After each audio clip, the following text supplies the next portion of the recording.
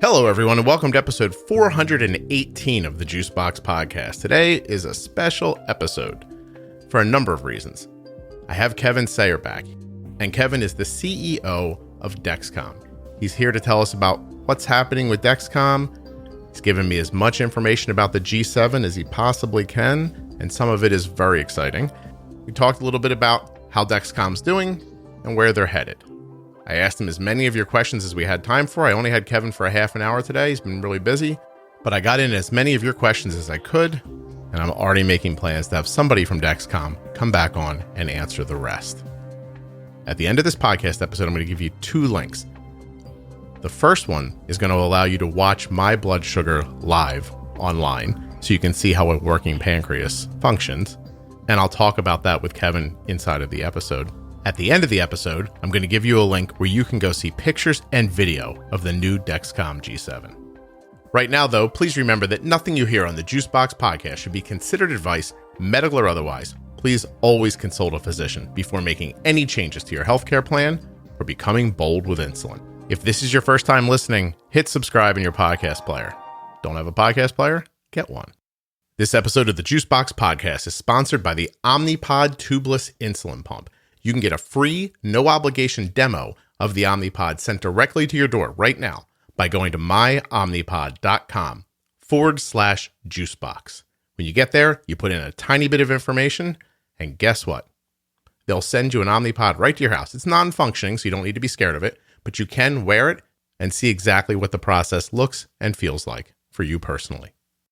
And if you'd like to find out more about the Dexcom G6 continuous glucose monitor, go to dexcom.com/juicebox. Dexcom is a longtime sponsor of the show. This ad is not just here because Kevin is on today. Dexcom.com/juicebox, myomnipod.com/juicebox. And let's just throw this in for good measure. Check out Touched by Type 1 at touchedbytype1.org. Absolutely fantastic type 1 diabetes organization. Okay, before we get started with Kevin, I recorded myself putting on a Dexcom G6 just a couple of hours ago, and there's a special guest with me helping me out.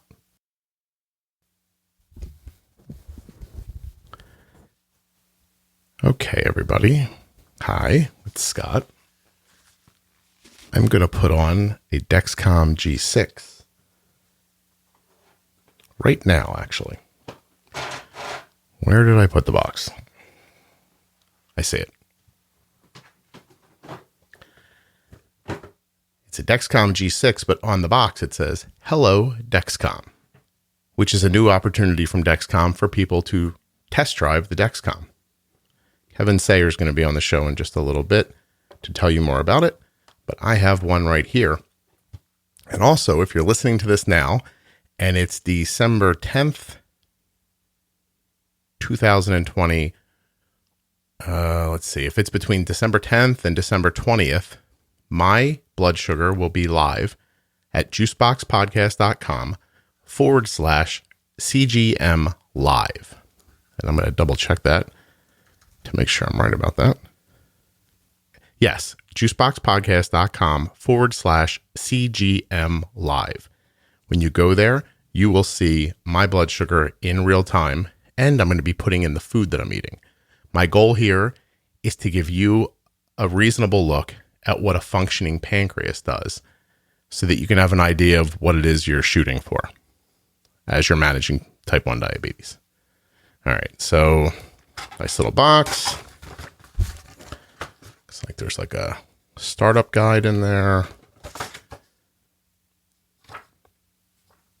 You have to go to dexcom.com/hello to activate it, it looks like. And here's a sensor. Oh, I'm banging into the microphone. And a transmitter. Okay. Let's see. I know how to do this to somebody else, but I don't have a lot of experience doing it for myself.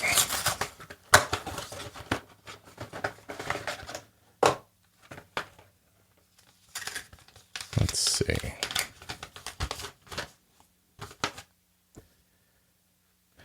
Wash and dry hands. I just got out of the shower. Peel off adhesive backing. Do not touch adhesive. Place applicator on skin.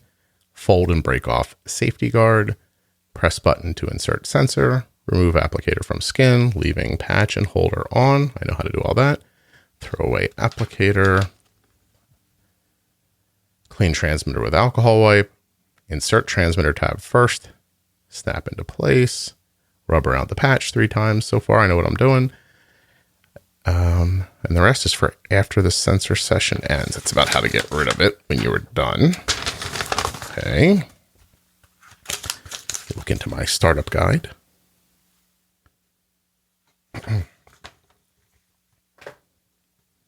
Guide's nice. It explains everything, your smart devices, shows you what the applicator is, shows you how, well, it's interesting. It shows you how the transmitter, it shows you how the sensor bed is inside the applicator, shows you what the transmitter is, how it works to your phone, choose app, receive, or both. If you have a Dexcom receiver, you can use the Hello Dexcom with it. Set up the app. Tells you how to set the app up. All right, I'm going to put this on. I kind of want to put this on my arm. I'm going to try to get some help. Hold on one second. I'll be right back.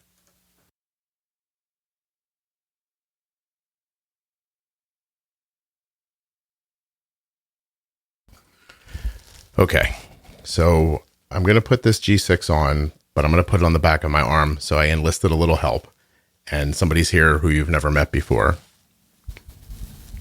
Just say hello. Hello. Get a little closer to the microphone. Hello. Okay, this is Arden. Arden's going to help me with the application.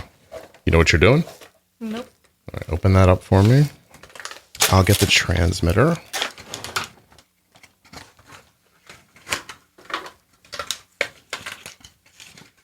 So I'm going to put it, what do you think? Should I put it on my dominant arm or the arm I don't use as much? It's up to you. You have no opinion about this whatsoever? Nope. All right, I'm going to put it on my left arm. Okay. So I want to put it, let me take these headphones off. I want to put it, like, what do you think? Do you want it to go like this way or this way? What do you think? It's up to you. I don't have it. Everything's up to me. And I think it should be back here more. So like this. Do you want it going this way? And have it go the other way. This way? Yeah. Like, where will that be when I'm standing? Here. Okay, let's do that. Okay. Do I just take this off? Yeah, take off the sticky. Oh, wait, we should follow the directions. We do this all the time. Yeah, I know, but this is like it might be a little different. It says, when prompted, enter your sensor code. All right. I guess we can stick it on now, right? Okay. All right, put it on. Oh, you're on the microphone. Sorry. Go ahead. I forget Where where did you you want decide? it. You put it. You figure it out. What? Just figure it out. There? Okay. Push it down real good. Okay. Now you're going to do the... Take this thing You got to off. pull off the tab. Are you going to do the slight pull away method with the pinch? No idea what that means. All right. Wait. So pinch it. Like give it a little pinch underneath. I got it. And then kind of pull slightly away from the direction it's going to go in. Actually, I want to push this. with this hand. Okay. Can you turn this way? Yeah. Okay, what am I doing? How does I push it? Yeah, before you push it and hold it there.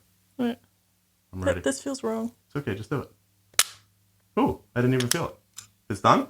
Yeah. Nice. Okay, push down on the stuff for me. Okay, click in the transmitter. All right. So put the shower cover on. Okay, I need that back away. How's it look? Good. All right. I'll do better than you do this. Wait, you did it better than me? Yeah. Unbelievable. Yep. Say hi to everybody. Just say hello. Hello. Arden's here. She's helping me put on the G6 transmitter.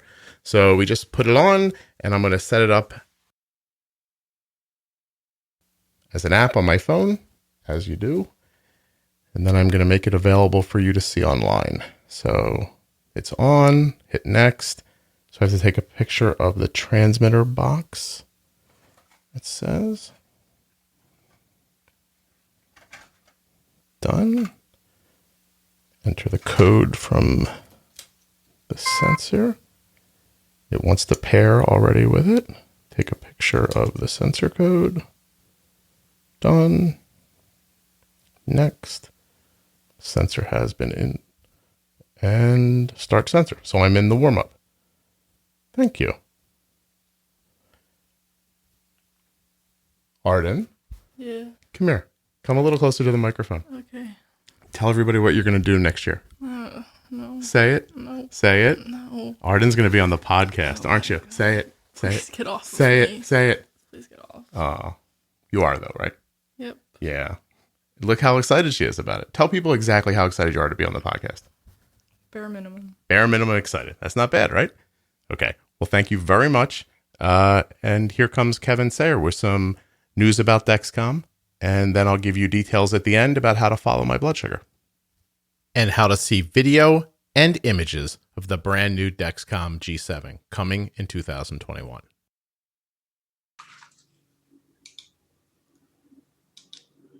I can't unmute you. That's because I'm not used to someone else starting a Zoom call. I'm used to being the one in charge. That's okay. No, this is perfect. I have mine set up to come up unmuted. Let me just check you on the recording. I usually start on mute as well. Yeah, let's see. All right, you're good. Well, how are you? I'm good. Yeah. I see Christmas boxes in the back. You're at least attempting to celebrate. Yes, Old Saint Amazon comes every day here, it seems like. Yeah, I know how that goes. Yeah. That's awesome. Not exactly the most fun way to holiday shop for people, but it's no, especially when they see it dropped off and go, "What did you get me?" Someone checks the box like, "Oh, this isn't for me," and I think the unspoken end of that sentence is, "And I know what I'm getting for Christmas." So I guess we're doing our best. Not the worst thing. I know. We're all just doing our best. Yeah, I mean, maybe the vaccines will start to get in use, and this time next year, this maybe will be a little bit of a memory. This time next year, I think we could expect to be in a good place this time next year. Yeah, I know my wife is downstairs killing herself working on one of the vaccines. So if everybody's is she? Yeah, I think. Who does she work with? She works for Janssen. Oh, okay. So she's working on the J&J. And I've read very good things about that vaccine. Everybody's got their fingers crossed. That's for sure. If everyone's working half as hard as she is, we should be okay. So I know she's down there all day and night. So I have to say, the last time we talked, I teased that I asked if anybody had any questions, and I sort of didn't get any. And I did it 2 hours ago, and I am up to 305 questions. So I might have jinxed myself. I don't think we have time for 305. So a lot of them seem more Jake related. So I might have to, maybe I'll hassle Jake to come on in the new year. Well, try me, and then if I can't do it, I'll do it in general terms. And you still ought to have Jake on anyway. Cool. That sounds great. All right. Yeah, he's been great. And there were a lot of more technical stuff, like people asking for things about apps and stuff like that. But anyway, so you had you had your revenue call yesterday, and it feels like you let some new information out into the world, and I thought I would get a piece of it here on the podcast. Sure. We had our investor day yesterday. We've done two now. We did one in 2018 where we told the world that we would be at $2 billion, between $2 and $2.5 billion in revenue by 2023. And we gave them some profitability metrics as far as operating margins and such. And as we look at the end of 2020, we're not quite to $2 billion, but at 1.9, and we've exceeded the operating margins we gave them back then. So we felt it was important to reset the bar and give everybody a clearer vision, because obviously the growth has been faster than we had projected at that time. We didn't project growing another 40% each of the last 2 years combined, and continuing that growth rate. And so we wanted to make sure everybody knew where we were coming from. And we set another 5-year target to $4 to $4.5 billion out in 2025. We talked about our 3 pillars of growth, and this is our base business in U.S. type 1 intensive insulin management, because that's the backbone of our company. That's where we come from. Those are our roots. we always want to be big in that market. Then moving to type 2 patients who aren't on insulin in the US to start, but elsewhere in the world on top of that. And then finally geographical expansion more into our core type 1 business. We don't have near the revenue OUS as we do in the US, and we need to become more of a global company. We have plans to do that. And we laid some of that out. We talked a bit about our future product offerings and just some of the things we see. It was a good day. Very well received by and large. It's excellent. Now, you guys, very recently, is the G6 in Australia yet? It is, right? Or no? Not quite. I think it's been there. There's just been one other administrative snag. They're close. They'll be there very soon. Yeah. I hear from Australia a lot. People in New Zealand. Saudi Arabia is a country I hear from listeners a lot looking for Dexcom. It's interesting where I get the emails. I hear the same thing. Yeah. And we're working on distribution arrangements in Saudi Arabia that haven't yet been finalized, but I think they're very close to getting the right distribution partner. One of the things about a company like Dexcom that's somewhat lost on people, when we decide to go to Saudi Arabia, we don't have anybody there. Whereas you take the larger conglomerates, the J&J, the Abbott, the Medtronic, whoever, well, they have other businesses in Saudi Arabia, or they do business there. They have somebody to call. They have somewhere to go. We don't. Yeah. And so we figured out from scratch, which has led to some great experiences and some great learnings. But it's just something that is kind of ignored as a very complicated factor in growing a business. Yeah, you literally have to start from the ground up. You have to build Dexcom in a new country. Well, and I think 6 years ago, we had 3 OUS employees. Mm-hmm. And now we have several hundred direct offices in the UK, Canada, Germany, our corporate headquarters for EMEA. In Scotland, we have our call center in Manila. Started a manufacturing plant in Malaysia, and we're setting up another call center for our EMEA business, our Europe business over in Lithuania. That's crazy. So literally, we are fulfilling that, but we have to build it all from the ground up. We don't have anything else to rely on. Do you share how many current users you have? We did. We shared 900,000 was the number we put out yesterday. Wow. And that's active users. It's not, hey, this one bought a receiver, this one bought it's based very much on actual data, who we sell sensors to, et cetera. So we think that's a good number. That number was in the 600,000s last year. So obviously we've grown a lot. Wow. And that's absolute growth in active users, not just users. We've really done a good job expanding technology, and we'll push it much harder even next year. I wonder how many people realize that companies will report like 1 million people downloaded our app, but only 10,000 of them ever open it. But when they talk about it, they're like, we have 1 million users. And well, it's like in the old days, we used to talk about, and I'm going way back to 2008 and 2009 when I was a board member. We, based on how many receivers we sold, that's how many patients everybody thought we had. And that was it. I mean, that's right. How sophisticated it was. And if those receiver sales didn't meet the quota of the analysts one quarter, everybody thought the world was ending. It's just not that way anymore. But you try and develop analytics and all this stuff. You do the best you can. We have certain groups that are hard to track. I mean, for example, a tandem pumper who doesn't ever download their data to Clarity, and they buy their sensors from the pharmacy, we may never have visibility into that person. Obviously. And their use cases. Patients who use the receiver all the time, we get visibility to them if they download it Clarity into their doctor's office, but otherwise we don't have as much visibility to that. So we have to come up with other metrics through groups like IQVIA and the pharmacies to track them. Makes sense. I happen to be wearing a Hello Dexcom.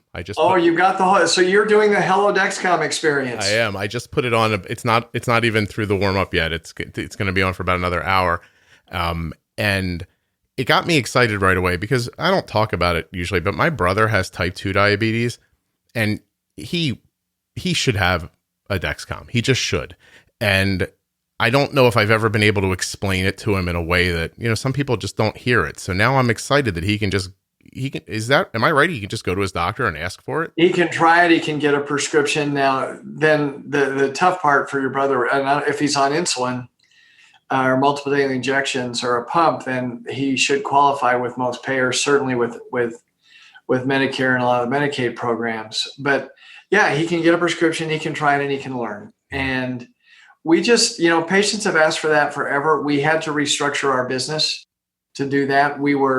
There were certain federal laws that prohibited us from a sampling program. Mm-hmm. We've gotten out of the business activities that prevent us from doing that, so we can. We just think the sampling program is very important to give people an idea of what they're going to experience. And Scott, you know this, if you go back in time, particularly 2-3 years ago, where we had very little pharmacy coverage and didn't have the commercial reach we have now, going through the paperwork to get a Dexcom and then paying that copay up front just to try it was something a lot of people really struggled with doing. Yeah. Well, now we can give you an experience. Okay, wear this. Right. We're confident you'll like it. We're confident you'll learn about your body. You'll learn about what you eat. You'll learn about your workouts. You'll learn good things. And we think it's going to be a great tool for clinicians and for patients. Well, I'm going to use it. So the reason I asked for it was I've actually, I've got it set up on my website. So when this goes live, anybody's going to be able to watch my blood sugar while I'm wearing this sensor. Okay. And so, so I want to, can I tell you what not to eat? Well, I'm going to go the opposite way. I want to show people who are using insulin how a pancreas works so that they don't freak out when they see a little bit of a rise sometimes and comes back down. I think too many people are shooting for an absolutely stable line at 85 that never moves, and it makes them crazy sometimes. So I thought, let them see what it really looks like if you don't have diabetes, and maybe that'll make them feel a little more comfortable. So it's interesting you say that, because I showed my line to a leading endocrinologist, and I wear these a lot. Yeah. And his response to me was, your line's too flat. Either you're not eating anything or you produce too much insulin, and that's not healthy either. Wow.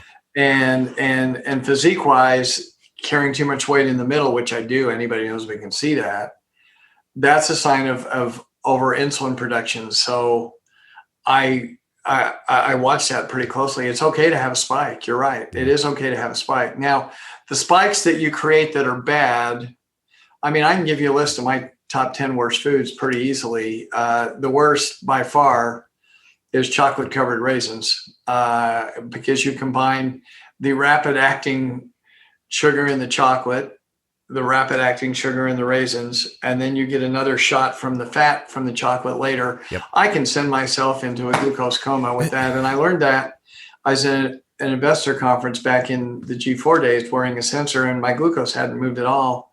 I was in the airport and I got myself a cup of chocolate covered raisins and ate it. And that's probably one of the 2 or 3 times I've broached the 200 mark ever. And it wasn't a good thing, but that's probably mine. And raisins are all those foods are fine for you. It's just moderation in them and understanding what to do. So yeah, well, people are going to have fun watching. I'm going to let everybody, actually, after they watch, now that I figured out how to allow the data to be accessed, I'm actually going to let listeners who feel like they're really great at bolusing for certain foods, let them go live, eat a meal, and show people how they do it so that people can learn from each other about how they bolus. So I'm kind of excited. What a great service to the community. I think that's going to be something. Hey, are there any foods that you have learned that you just don't eat anymore? Or is it more about moderation? I don't drink orange juice anymore. And it wasn't great stomach-wise for any, but I loved it. But that gives me a huge spike, me personally. I think I've learned some things that aren't as bad. Pasta and white sauce is bad. I will occasionally have it because I like it so much, but boy, I think twice about it. Yeah. Some foods not as bad as I thought. Like for me, a piece of chocolate cake is much worse than a bowl of ice cream as far as a glucose spike for me. And I would prefer the chocolate cake. But so you start looking at things, and obviously I'm not so physically fit that I've eliminated everything bad from my diet. And you think twice about, quite honestly, about bread. Right. Do I really need that? Rice is And those sweet sauces with Chinese food are a killer. Yeah, no kidding. So if when I'm in the office, there's a barbecue place downstairs, a fresh grill place. I get the veggies and the steak without the rice, and my glucose doesn't move. Add the rice, up. So but you learn things like that. And sauces, because I love a teriyaki sauce or something like that, it makes everything significantly worse. My other biggest learning is just exercise. Okay. If I get a good workout in the morning, I have a glucose spike with the workout, but the entire rest of the day is 10 to 20% better for me. Wow. No matter what I eat. I'll have to do because just getting your body to get things moving, I think does me a tremendous amount of good. It helps your insulin be more effective. Yeah. I got a bunch of questions, and I think this is something you guys must have spoken about yesterday, but I got a lot of questions about app updates or follow, and are those apps being updated? Well, I can walk through it. Yeah. G7 will obviously have a brand new, we said this yesterday, we'll have a brand new app, completely different experience than what we have with G6. And our goal here is, again, to create something more engaging. We certainly are going to get rid of the arrow and the up and down thing, or we think our hourglass is kind of a trademark for us, and graphs. But adding some of the retrospective data from Clarity into the app to give you a direct time and range computation, for example, and things like that right in the app rather than going to another one, we think will be very helpful to patients. So we've got a new app coming for G7. We announced that we are going to launch a couple of other products with different user experiences. We didn't get into the details, but those are coming. We are working on a follow upgrade. That's one you'd have to talk to Jake more about, because follow is not a product that we charge for. Right. It comes with the system, but we, ever since the outage that we were talking about a year ago at this time, and I still wake up in a cold sweat with nightmares about, for the patients, not for me. Yeah. We have done nothing but work on that platform to make it more robust. And we continue to invest in it because I think ultimately this data is going to be critical to our future success. So we are making big investments there. You'll see a new follow app, but I can't really give you a time frame on that. I know they've been working on it for quite some time. Yeah. Android's in that working too? Android is working for follow. I'm sure they'll do both. We do have an upgrade to the Android app coming. We couldn't override the mute button with Android, and we've had discussions with FDA about trying to get to the same place we got to with iOS on the mute button. We're working towards that. We did announce there's an improvement to the algorithm that just got approved. It will not be out immediately, but will be out soon. We have to, since we embed our firmware on the transmitter, we have to go through the transmitters we have in inventory now.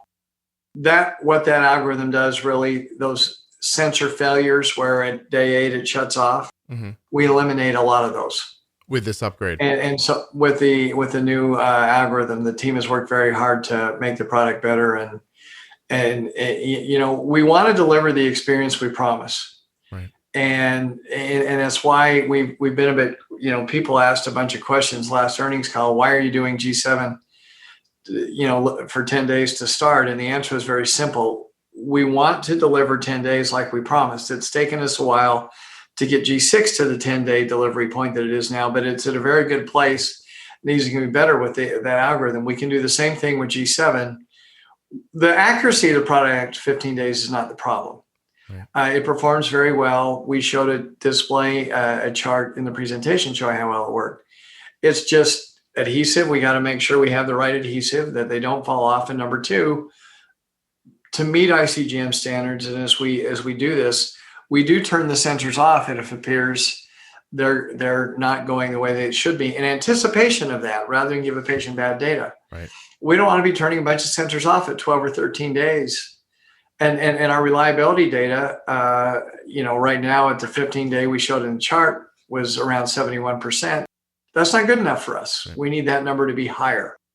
We don't want to say, hey, you get a 15-day sensor, but you get to call us at 12 days every time and get a new one. Now think of the business model. What are we accomplishing with that? So we'll get there. Right. But it's just it's a question of time. But those are the things we talked about on the technology side. We showed more pictures of G7, how easy it is to use, how easy it is to put on. We showed some reel about the automated factory. Everything is automated, all the steps to it. So we think we can scale very quickly as we get real estate, replicate one manufacturing line from the next, and get going. We've got the first few in, and we'll have several of them up and running before the end of the year. So all good on that future technology side. So you think, not holding you to anything, but this time next year, you and I will be talking about G7s on the way-ish? In what we've said, and I'll go back into our statements, we said we'd launch it in 2021. Okay. It's now going to be a function of how quickly we can execute our clinical studies, prepare a submission, and get it filed, all at the same time while scaling up. We will launch it in 2021, and we've said geographies, which means certainly there's some international element to this. We finished a study that we just filed on clinicaltrials.gov for up to 150 patients. We finished that end of November. We're analyzing that data. We have more studies that start that'll be included in submissions in January. Mm-hmm. And we'll update people more as we go. A lot of it's going to depend on how well we execute. We're confident in the product's performance.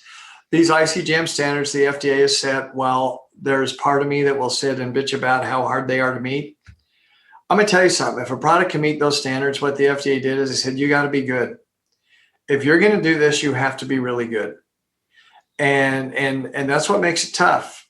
We have to make sure we're really good, and you've got to get low glucose in the study, high glucose points across the board. I mean, they really addressed all the problems that happen with CGMs when they hit those standards, and to fit in those buckets, you got to be pretty well. Okay. And we want to fit in those buckets to whereby we did announce our warm-up will be an hour or less. That'll depend on what we see in the clinical study. Faster warm-up is good for us, but when we're done with warm-up, we want to be done.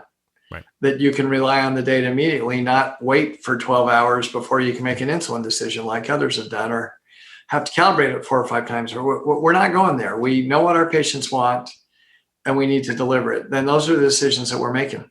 And that 1 hour warm up, that'll be for G7. It's not. Yeah, I said 1 hour or less. I haven't given you we have places. I have my aspirations. The team has their aspiration, and then we have the hour on the upper bound. So we'll see where we land. Kevin's aspiration is always turn it on and go, and they aren't to my aspiration yet. So we'll see. I hear you. Ironically, I don't know. It's really interesting to study sensor data and learn about that. It does take them a while to warm up, but that's very much a function of individual physiology as well. Mm-hmm. There are some people you can put these in and they go immediately. There are some people you put them in and it takes a while. I'm starting to learn that with Arden, it's depends on some of her hormones. Actually, I get a different reaction certain times of the month. Wow, I did not know that either. I've had other parents tell me that. Yeah, it's interesting. I got a question about COVID assistance. You guys offered it. Is there any chance it's going to be extended? We'll continue to offer COVID assistance to Dexcom patients who lose their insurance, and that program is relatively robust as far as patients. It's for our patients, there's a process they go through. We do have an outside party administer it, but yeah, we will continue with that program, and we'll analyze it and look at it and see if there's other things we should do as well. Okay. I can't commit to anything, but I have asked the team to look at some other things we could do. But if you're on Dexcom, lost your insurance and come to us, we absolutely can get you in that program. Okay. A couple other quick ones. A lot of people just wanted me to convey that they love Dexcom. That happens all the time and how great it is.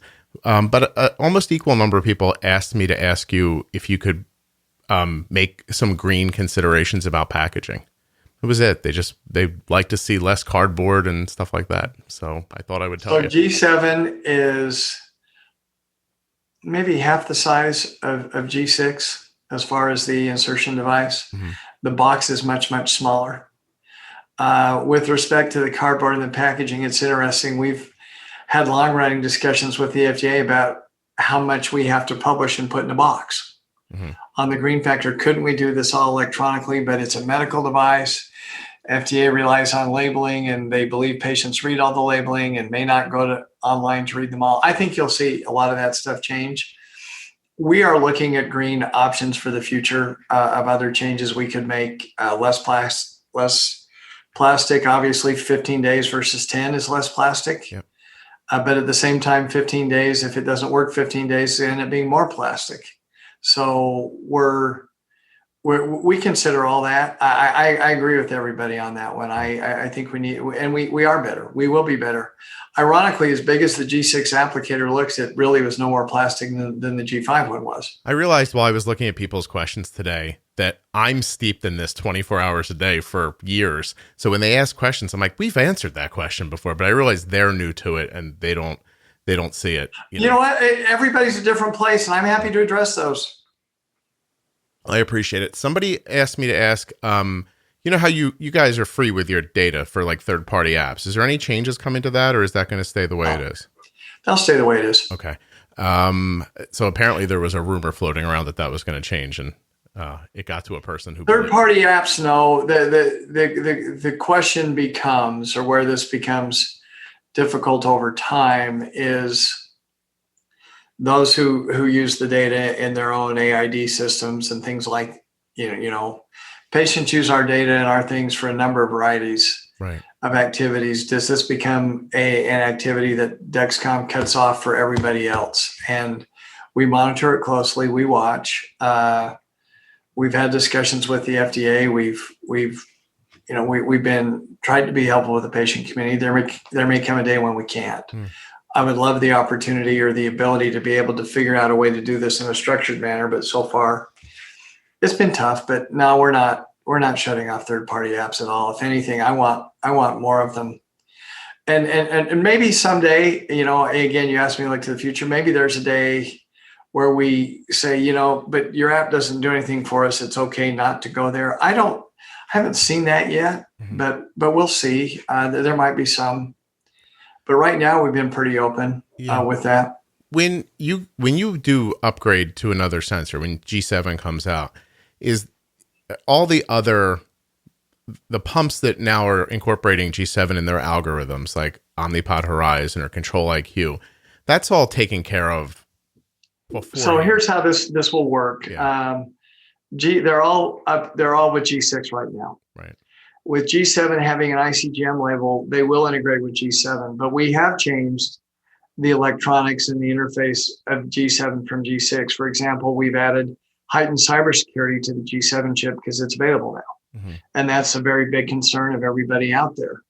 And so they will have to do some more work to integrate it. They won't have to run a study, but we'll work with our partners. In fact, we're working with them now, giving them access to G7, saying, here, let's start building this today. So there will be some lag. I hope it's not more than 6 months, but look at a 6-month window, because they will have to file, just say, hey, we're working with this and get approval. No additional clinical studies if we're at ICGM. And I think that's where the FDA has been very helpful. And we've tried to be cognizant. I mean, and I can go back in time. The way our transmitter works with the phone, it sends you the number. It doesn't send you just a bunch of electronic goobity-goop that you figure out as a glucose value. This is very easy to integrate, and we built it for that. Integration was one of the primary considerations we had when we went from the G4 to the G5 platform.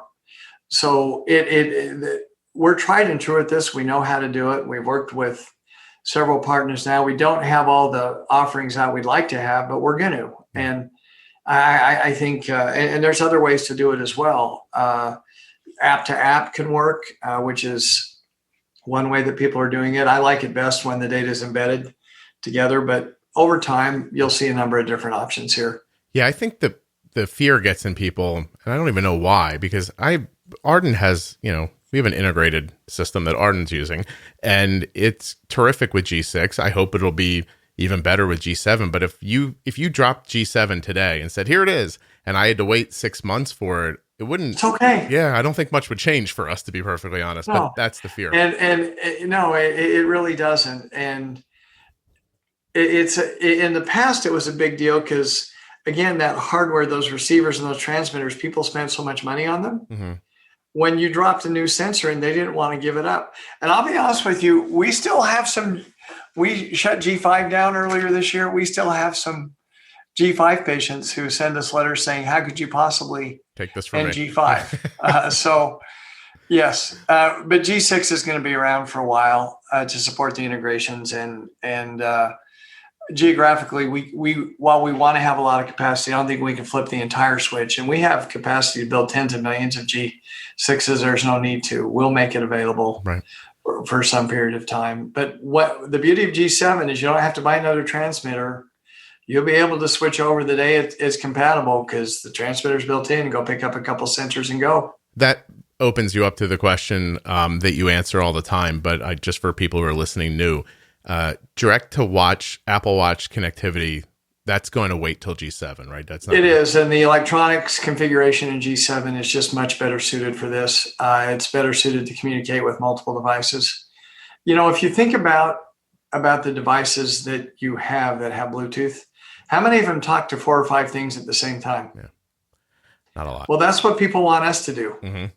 And we've engineered it to talk to multiple devices at the same time, but that's hard. Your earphones talk to one, your phone talks in your car, but you might lose something else. I mean, Bluetooth is evolving and becoming more sophisticated, but it's something that we're very cognizant of. I think more cognizant than anybody else in the marketplace. Well, I have to say that people's misunderstanding about how the technology works was never more evident than today when somebody, and I won't use their name, obviously, I don't want to embarrass them, asked if you could add a Bluetooth extender to it. And I was like, how would that even work? Would you bolt it to, would I wear it on my shoulder? Would it be a little antenna off my ear? And it's just somebody who just desperately wants the Bluetooth range to be longer, Well, and hopefully we'll have great range with G7. But I do have my next call, Scott. It's always a pleasure. And yeah, talk to Jake about all the technical things. Have him back on the show. I will. He'll be great. All right, Kevin, thanks so much for being here. Hey, it's great. Take care. Have a great holiday. You too. Merry Christmas. Merry Christmas. Bye-bye. Bye. A huge thanks to Kevin and Dexcom for coming back on the show. Thanks also to Omnipod for being a sponsor. You can find out more about the Omnipod tubeless insulin pump and even get yourself a free, no-obligation demo pod sent right to you by going to myomnipod.com/juicebox. Learn more about the Dexcom G6 and get started at dexcom.com/juicebox. And of course, Touched by Type 1 can be found at Facebook, Instagram, and at touchedbytype1.org. If you're interested in watching my blood sugar and it's between December 10th and December 20th, 2020, head over to juiceboxpodcast.com/CGM live. And if it's not in between those dates, check it out anyway. You might catch someone else sharing their blood sugars. At the very least, there'll be an announcement of when the next blood sugar is going to be live. Juiceboxpodcast.com/CGM live. And if you'd like to see video and pictures of the Dexcom G7, the video is really cool. Go to juiceboxpodcast.com/Dexcom G7, DEXCOMG, and the number 7. Juiceboxpodcast.com/Dexcom G7 to see those pictures and video. Grab them up, take them for yourself, make them into a wallpaper that you can stare at until the Dexcom G7 comes out. Thanks so much for listening to the Juicebox Podcast. If you're enjoying the show, please tell a friend, show them how to subscribe. And if you're not subscribed, what are you doing? Hit the subscribe button. If you're listening online, there are podcast apps everywhere. They're very free, and it's easy to get this show. There are links all over juiceboxpodcast.com to get yourself a podcast player that is free and compatible with your phone.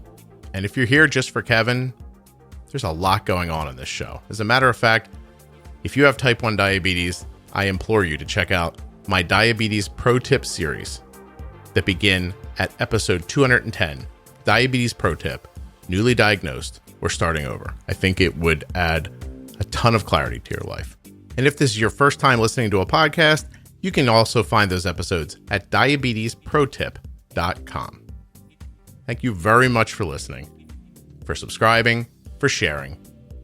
I'll be back very soon with the next episode of the Juicebox Podcast. Actually, somebody from NASA is going to be here next time. What do you think of that?